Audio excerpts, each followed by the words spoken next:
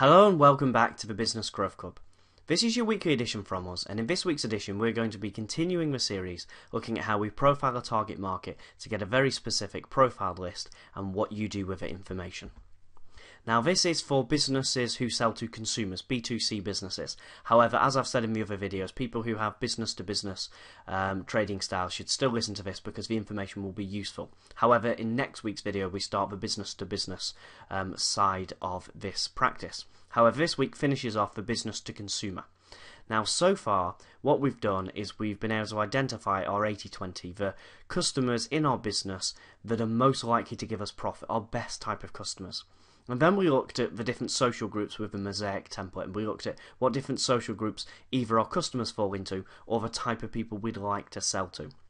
And then in last week's video we looked at a targeting tool, this one by Selectabase, where we looked at how we could buy a very profiled list. So whether it was just on social groups or if we decided to drill down into even more detail, for instance a geographical area, also maybe an affluence or an income group, maybe a type of household, maybe a gender, some of those types of criteria. And we had a look at how you could build a really very targeted list. So what next? What do we do next with all this information that I've made you profile? Well, when you buy the data, so if you went through the exercise that we did last week and you decided what social group you wanted your potential customers to be in, your prospects, your marketing prospects, the people you're marketing to, and you also looked at the other demographics, the ones I've just mentioned like income and household type and all of that sort of stuff, you will end up with a number. Remember, we ended up with a number of a couple of 100,000 when we first had a look at it, but then we really drilled down into detail and we ended up with a list much smaller than that. I think it was a few thousand. And you could see on the screen there was an option to purchase that data. Now whenever you're purchasing data, you have two options. You can either purchase a single use data, so you only use that data once, or a multiple use, which means you can use it as much as you want in a 12-month period. So you'll be given that option and it slightly affects the price. It probably goes from about 10-12p a record for a single use to maybe 15-16p for a multiple use. But you get to decide what type you want. It will give you a price and then you buy it. As I said in last week's video, I use Selectabase as they're a very good company and I'm very happy with them, but there are other list brokers out there, list providers out there that can give you targeted lists. Now you will also be able to decide what type of information you want. Now you will always have the name and the address and the postcode. You'll always have that information. But you can pay a little bit extra information if you'd like for a telephone number. You can also look at an email address. Not all records will have email addresses, but some of them will. And actually these days even a mobile phone number, so you can do text message marketing. Now on a list where, let's say, you've got 1,000 people on it, maybe only 750 of those will have a telephone number. You also have to make sure that people aren't members of a telephone preference service, which stops people from cold calling them. And obviously if they are a member, you don't want to buy that data, or you don't want to buy the telephone number for that data. And again, the list broker will tell you that, something like Selectabase or the one you're using. So around, say, 750, 800 of those records in every 1,000 will have a telephone number. Maybe another 300 or 400 will have a mobile number, and maybe 200 or 300 will have an email address. So if you want to, you can buy that extra information. Of course, with a name, address and a postcode, all you can possibly do is send people a letter. Now you can be very creative with the type of letters you can send them, and we'll talk about that later on, but you can simply only send them something in the post. Whereas if you have a telephone number, you can also telephone them. An email, you can also email them. And a mobile phone, you can also text them. Now the absolute perfect campaign would combine all of them. So you'd send them something in the post, you would telephone them, you'd send them an email, and also send them a text message. Not all at the same time, but maybe over a 2-week period. You can also buy other information if you'd like. If you want the output fields, they'll tell you. Say if you decided on people's income bracket, so you wanted maybe people from 30,000 per annum to 60,000 per annum, but it will tell you which of those groups it fell into, so it'll tell you their rough category. So you can buy that extra information. So you've profiled the people you want to target, you've bought the data, you've paid for it, you've decided is it single or multiple use, and then you've decided, do I just want my name, address, postcode, or would I also like telephone, email, and mobile phone number? And all you get from the data provider then is a database. It's a very useful database, but it's just a database. It's a list of names, addresses, telephone numbers, and all the rest of it.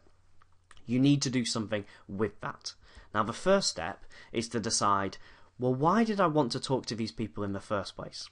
Now it might be because you have a fantastic offer for them. It might be because you want to invite them to an event such as a seminar or a webinar. It might be you want an appointment with them. It might be you want them to go to your website and buy something. So you'll have a marketing objective. Now with that marketing objective in mind, you then need to create some tailored marketing messages. Now the great advantage of buying a really targeted list, where you know exactly what type of person you're sending the information to, is you can write your marketing messages as if they were for that person. So for our furniture store, if you remember, we wanted a younger person who was female, who was a decision maker in the household, and they had a reasonable income. I think we said affluence groups 5 to 15 out of 1 to 20, so a reasonable affluence. So we have a very clear idea of the sort of person who's going to receive this. We know it's that type of person I just described. Now something I do when I write my tailored marketing messages on a very niche campaign like this is I imagine that that person is sat opposite me when I'm writing it. So I imagine that targeted person is sat there and I say, well, what do they care about? What do they worry about? What do they want to know? Remember last week we used the example of that furniture store. But what do they want to know about the furniture? What type of furniture would they be most interested in? So when you're creating these marketing messages, which I'll talk through in a moment, you need to imagine that person is sat there. Have an idea of them and ask the questions, the key questions, these marketing questions that are on the screen here. Number one, what are the benefits? What are the major benefits to that person? Not to anybody who uses your store or your business or your shop or whatever it happens to be, but what are the benefits specifically to this very targeted group? Or a guarantee. Is there something that they're very worried about, a risk that they perceive, so you can have a guarantee to overcome that? So what's the guarantee you could write about for this particular audience? Sales barriers. What's the classic something that stops somebody like this social group, the person you're imagining, this target market? What stops them from buying?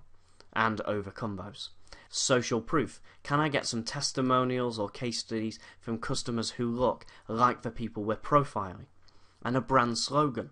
What's our brand message to these type of people? These are the profile people.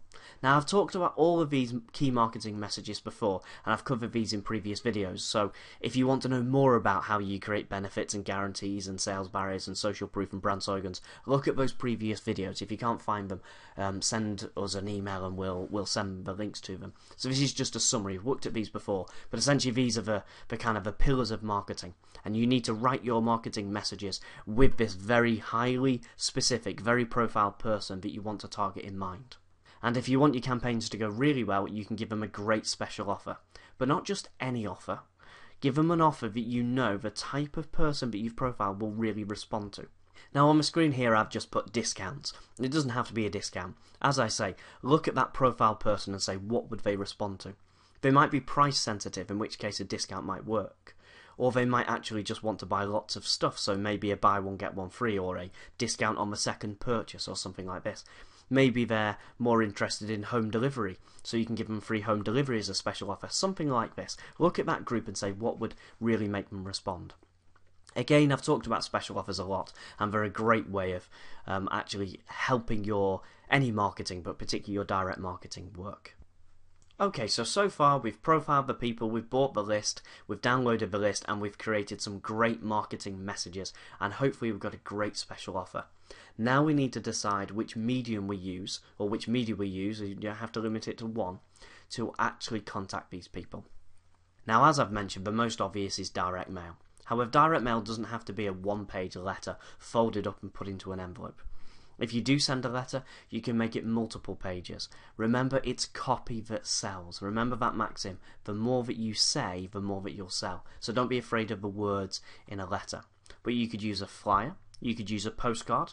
Postcards are very effective because they're graphically appealing. You've got two sides, so you can have two headlines and two messages, two offers, so you've got two bites of a cherry. They're very cost effective because they're cheap to print and the postage is just a normal regular postage. So they're very effective. You could send people some novel direct mail, so it might be something that's bulky direct mail, so you send somebody something to do with an offer. So there are lots of options, it isn't just sending a letter.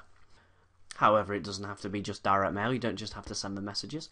You could decide that instead of sending them letters or postcards or flyers, encouraging them to come to the store or to buy something, you can actually invite them to a special event just for them. So it could be, say, an open evening or an open day or a sales day or something like this. You may find that that's a better way of getting people into the store.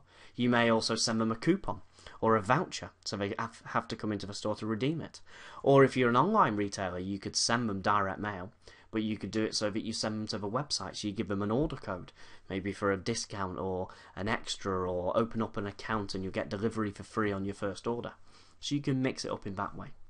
Also, and I'll talk about these two concepts a little bit in future videos when we look at the business ones, but you can decide that you don't have to do the direct contact strategies. Now that you have a very profiled idea of who these people are, you can then look at advertising channels and decide, well, because we've got a very specific idea of our target market, do we know what type of newspapers they read, or what type of events they go to, what type of magazines, any niche magazines? So once you have a very profiled target market, you don't have to limit it to direct contact or events. You can look at it in that fashion. Or ditto with public relations. Most places where you run advertisements, you can also do public relations, press releases, press stories, editorials. So once you have that very clear idea of who you want to talk to, there's nothing stopping you with those options. Or as I've mentioned, you might have their email address, so you could put together a promotional email. Now be very careful when you send emails, because whenever you're doing emails, unlike direct mail, the timing's very important.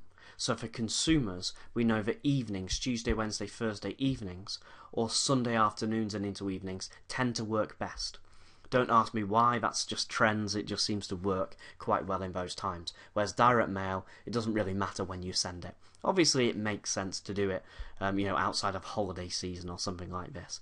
And an event, you know that you might get more people coming to a Sunday event or a Saturday event or an evening event if that's the type of business that you have. But emails pay more attention to when you send them. Telephone. Again, if you're telephoning consumers, you probably want to be doing it in the evenings. We tend to find evenings work better than during the day because most people are out. Unless, of course, your target market is retired people, in which case they won't be. The weekends, telephones tend not to work as well. Evenings work better than telephoning at the weekend for consumers. You can send text messages, so you can decide to do text message marketing. You've not got very many characters, but maybe you can combine these campaigns. So it might be on to arrive on a Tuesday, you send them a direct mailer, maybe a postcard, and then on Thursday in the evening you send them an email prompting them to respond, and then maybe on Saturday, say it's a Saturday event you're running, you send them a reminder, why not come along to our event? So your special Saturday promotion, your open day, something arrives on Tuesday, encourage them to attend in the post, and then on Thursday evening they get an email, and then on Saturday morning they get a text message reminding them to attend. That would be quite an effective joined up campaign. Finally, display advertising. We're going to be looking at this in a lot more detail in the new year, but I'll mention it now. Once you've profiled a customer very, very precisely, you can run adverts only to that type of group. But we'll look at that more in the new year, but it's just something to put on there. Now, all of these activities I've mentioned, direct mail, email marketing, telephone marketing, adverts, public relations, text message advertising, I've done videos on how you can affect all of these in the past, so you know that information's there. So I'm just quickly summarising it now. But lots of options. Remember, the main advantage is the fact that you've brought together a very specific list. So you no longer have to worry about mass marketing. If you've got an open day at this furniture store I've imagined, you don't need to say, well, let's send it out to everybody in the local area. You say, well, we know it's women in a certain age group and a certain affluence who come to this store, so they're the only people we're going to profile. And we're going to create our marketing messages just around that imagined person, that targeted person. And we're going to have an offer just for those people. And we're going to reach them in those channels I've just mentioned, but the best ways of attracting their attention and getting them on board. So never do mass marketing again. Whenever you do mass marketing, there's just not enough scope for success, because out of a 5,000 mailer, which you might believe is a really good idea because it's a really big number, there might only be 500 of those who are your target market. Well, cut out the 4,500 and you reduce your cost tenfold. However, you get much better marketing because the messages are so much more specific. It connects with them in a very much more direct fashion. And of course, as I've mentioned in this video, you should always observe that rule I have about repeated contacts. It's great if you can mix them. So, like I said, a letter and then an email and then a telephone call and then a text message, something like that. But even if it's just direct mail or emails, send them multiple contacts, because just doing it once, you tend not to pick up the results. So, lots of people mention this to me actually. They'll send one letter or do one email and don't get any results. Generally, we find the results come in between the 4th and the 8th contact. So remember that rule there. So that brings this part of the series for businesses that target consumers to a conclusion. We've looked at how you profile your customers to find the best type of customer, the people who spend the most money with you, the ideal customer. We've looked at how you profile them in terms of putting them into a social group. And we've looked at how you can take that to an even deeper level. So it's not just social group, it's social group plus certain income and certain gender and all those criteria. We've looked at how you can buy those lists, the formats, what information you get, and then the marketing campaigns you can run to those people. So hopefully this has shown you how, as we said in the first video, you can go from mass market to a very profiled, targeted, niche marketing campaign, which is significantly more successful. As I say, it could reduce your costs, to 90% reduction in those costs, but it could be a lot more effective because the messages are more targeted. So hopefully this has been useful. As always, these are just general videos, so if you want to talk about how this relates to your particular business and your unique circumstances, you know you only have to call or email me. But I hope you've enjoyed this series. Next week we'll start looking at the other side of this, which is businesses that target businesses. But again, businesses that target consumers can watch that because the lessons are still interesting and they still apply. But we'll look at that one next week. So between now and then, I hope you have a great time in business. Thank you very much for listening. Goodbye for now.